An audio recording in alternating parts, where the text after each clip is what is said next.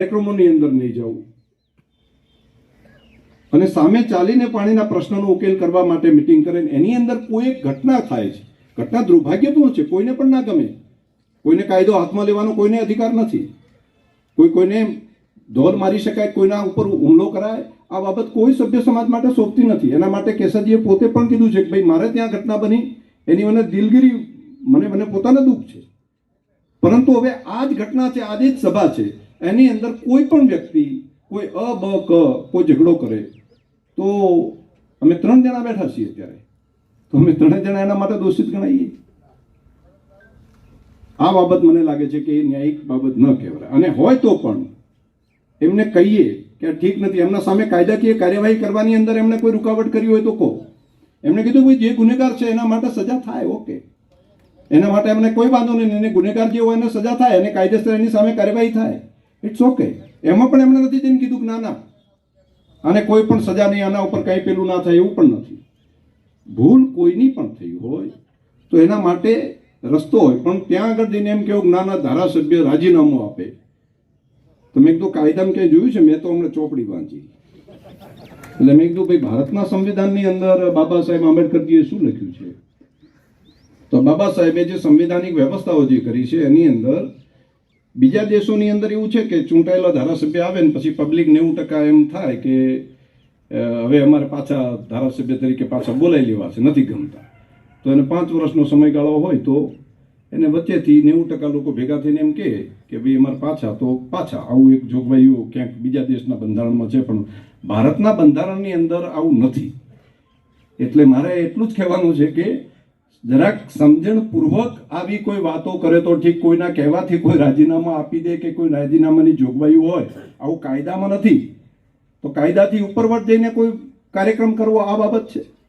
હું માનું છું કે આ બાબતો ઠીક નથી. આવી બાબતો જે કરવાવાળા લોકો છે ને એમણે પોલિટિકલી એજન્ડા સાથે કોઈ કામ કરતા હોય તો એમાં પ્રજાનું ભલું નથી થતું.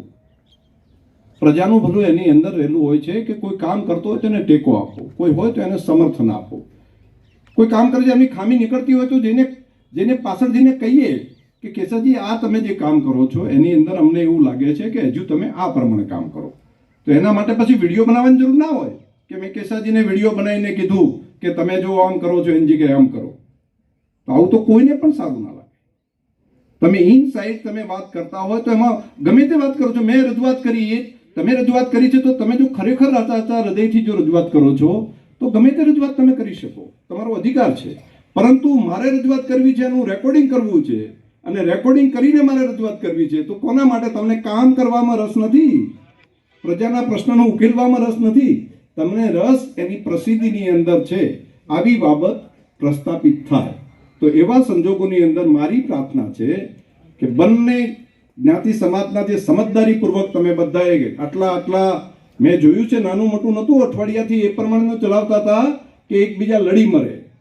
કોનો ઝઘડો ક્યાં? 2 જ્ઞાતિઓનો ઝઘડો કરાવવા માટેના કેટલા ષડયંત્રો કર્યા, કેટલા બધા લાગી ગયા, કેટલા વિડીયો, કેટલી કોમેન્ટો, આજુબાજુથી કેટલા લોકો અહીંથી આગળથી પાછળથી બધા ચારે બાજુથી મંડ્યા હતા.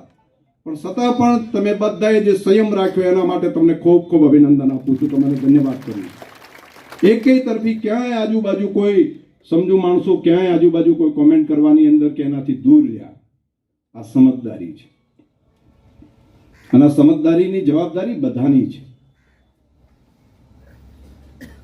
એકતાના તાણાવાળા તોડવા માટેનો પ્રયત્ન જે કોઈ લોકો કરતા હોય ને એને આપણે સમજદારીપૂર્વક આ બાબતને સમજાવવું પડે, એને જેને કહેવું પડે, બંને તરફી કહેવું જોઈએ. અને જો એવું જ હોય તો બધા ગાંધીનગર જઈને કોઈ પણ ઘટના બને, કોઈને મારામારી થાય, કોઈ પણ પેલી જગ્યાએ થાય તો તરત જઈને રાજીનામું માગે. અને ગાંધીનગર રાજીનામું કોની પાસે માગવાનું? કેશવજી તો અહીં છે. એટલે મારો કહેવાનો મતલબ કે શું કરવા દો, શેના માટે છે આ બધું? શું કામ કરો છો ભાઈ? અન્ય થયો હોય તો એના માટે બધા પડખે છે, સાથે બેસશું, રસ્તા કાઢશું બધા ભેગા બેસીને.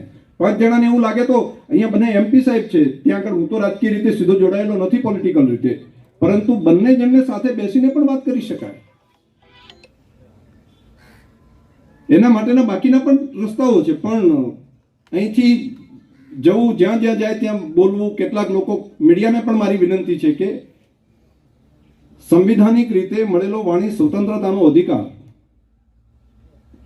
એ આપણો અધિકાર છે, પરંતુ એની સાથે સાથેનો વિવેક એ પણ એટલો જ અગત્યનો છે. હું અહીંયા બેઠો છું, હું વાત કરું છું, તો મારી સંવિધાનિક કેટલીક મર્યાદાઓ છે. હું સંવિધાનિક મર્યાદાની અંદર રહીને વાત કરીશ, તો એ બી દરેકની મર્યાદાઓ છે. પરંતુ મર્યાદાઓને છોડી અને મીડિયા પણ એવું નથી કે ત્યાં આગળ બતાવવા માટે કરીને, મેં જોયું છે પેલામાં એક બે લોકો સતત એમ કઈ રીતે ઝઘડો પેદા થાય એના માટે 24 કલાક મહેનત કર્યા કરે છે.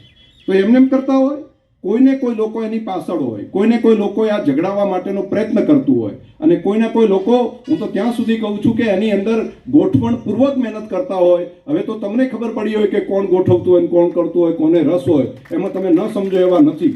બધા લોકોને ખબર પડે કે આની અંદર પાછલા બારણે કોણ કોણ છે, અને કોના ઉપર, બીજાના ઉપર આમાં આક્ષેપો નાખીને પોતે જ આ પ્રમાણે ઝઘડો થાય અને આપણો રોટલો શેકાઈ જાય, એના માટે કોણ કોણ મહેનત કરે છે.